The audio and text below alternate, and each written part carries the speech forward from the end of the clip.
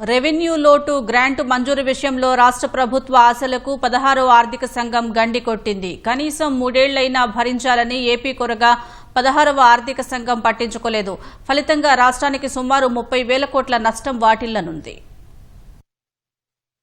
ఆంధ్రప్రదేశ్ రాష్ట్రం విభజన తర్వాత ఇప్పటికీ కోలుకోలేదు. ఈ రాష్ట్రానికి 16వ ఆర్థిక సంఘం రెవెన్యూ లోటు గ్రాంటు మళ్లీ మంజూరు చేస్తుందని ప్రభుత్వం ఎన్నో ఆశలు పెట్టుకుంది.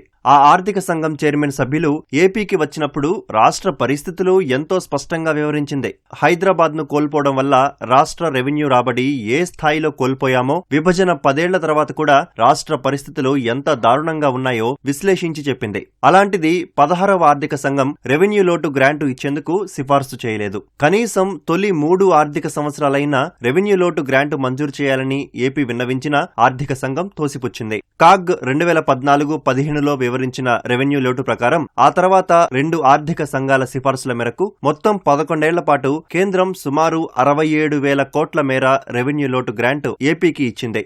అంటే సగటున ఏడాదికి 6,000 కోట్ల చొప్పున లెక్కించిన ప్రస్తుత ఆర్థిక సంఘం కాలానికి 30,000 కోట్ల వరకు రాష్ట్రం నష్టపోతోంది. రెవెన్యూ లోటు ఉన్న ఆర్థిక సంఘం రెవెన్యూ లోటు ఉన్న రాష్ట్రాలకు అది భర్తీ చేయాలని సిఫార్సు చేయకపోవడం వల్ల ఈ ఇబ్బంది వచ్చిపడింది. రాష్ట్ర విభజన తర్వాత రాష్ట్ర ఆర్థికం పూర్తిగా వ్యవసాయ రంగంపైనే ఆధారపడి ఉంది. 2013-14లో ఉమ్మడి ఆంధ్రప్రదేశ్ లో రాష్ట్ర జీడీపీలో వ్యవసాయ రంగ వాటా 24%, పరిశ్రమల వాటా 25%, సేవారంగం వాటా 51% ఉండేది. అలాంటిది రాష్ట్ర విభజన తర్వాత 2014-15లో వ్యవసాయ రంగ వాటా 31% ఉంటే అదే తెలంగాణలో 16% ఉంది. పరిశ్రమల వాటా 25% ఉంటే అదే తెలంగాణలో 22%గా ఉంది. సేవారంగం వాటా ఆంధ్రప్రదేశ్లో 44% ఉంటే తెలంగాణలో 61% ఉంది. 2023-24 నాటి పరిస్థితుల ప్రకారం వ్యవసాయ రంగం వాటా 34% వరకు పెరిగింది. తెలంగాణలో 15%కి వచ్చింది. ఏపీలో పరిశ్రమల రంగం వాటా 24%కి వచ్చింది.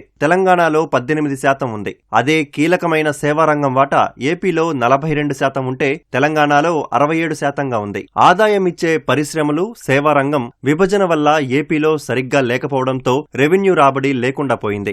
ఆదాయం లేకుండా పోయింది. ఉమ్మడి ఆంధ్రప్రదేశ్ కు హైదరాబాద్ రాజధానిగా ఉండేది. అక్కడ ఇన్ఫ్రా, పరిశ్రమలు, ఆర్థిక సంస్థలు ఎన్నో ఉండటం వల్ల తెలంగాణ రాష్ట్రానికి ఒక్క హైదరాబాద్ నుంచే 75% సొంత రెవెన్యూ లభిస్తోంది. అదే ఏపీకి రాబడి సాధించే సరైన వనరులు లేకుండా పోయాయి. మరోవైపు అప్పులు ఎక్కువగా రాష్ట్రానికి రావడంతో అసలు వడ్డీ కలిపి చెల్లింపుల భారం ఎక్కువైపోయింది. మరోవైపు జగన్ సర్కార్లో 5 ఏళ్లు ఆర్థిక వ్యవస్థ నిర్వహణ సరిగ్గా లేకపోవడం వల్ల కూడా రాష్ట్రం సరిగ్గా కోలుకోలేకపోయిందని ఎన్డీఏ ప్రభుత్వం ఆర్థిక సంఘానికి విన్నవించింది. 2014-15 ఆర్థిక సంవత్సరానికి కాగ్ లెక్కల ప్రకారం 16,078 కోట్లు రెవెన్యూ లోటు ఉంటుందని గుర్తించారు. ఇందులో కేంద్రం 2014-15లో 2,303 కోట్లు, 2015-16లో 500 కోట్లు, 2016-17లో 1,176.5 కోట్లు ఇచ్చింది. 3 సంవత్సరాల్లో 3,979 కోట్లు ఇస్తే 2023లో అప్పటి రెవెన్యూ లోటు 10,460.87 కోట్లు వైసీపీ సర్కార్ సమయంలో తీసుకున్నారు. ఇది కాక 15వ ఆర్థిక సంఘం ఆంధ్రప్రదేశ్ కు రెవెన్యూ లోటు 22,113 కోట్లు సిఫార్సు చేసింది. 2015-16 నుంచి 5 ఏళ్ల కాలంలో ఆ మొత్తం కేంద్రం ఇచ్చింది. 2020-21లో కోవిడ్ కారణంగా ఆర్థిక సంఘం తన నివేదిక ఇవ్వలేదు. ఆ ఒక్క ఏడాదికి కేంద్రం 5,897 కోట్లు ఇచ్చింది. 2021-26 మధ్య ఆర్థిక సంవత్సరాల్లో ఆర్థిక సంఘం మొత్తం 30,497 కోట్లు రెవెన్యూ లోటును ఆంధ్రప్రదేశ్ కు సిఫార్సు చేసింది. వైసీపీ ప్రభుత్వం తొలి 3 ఆర్థిక సంవత్సరాల్లోనే ఆ మొత్తం తీసేసుకుంది.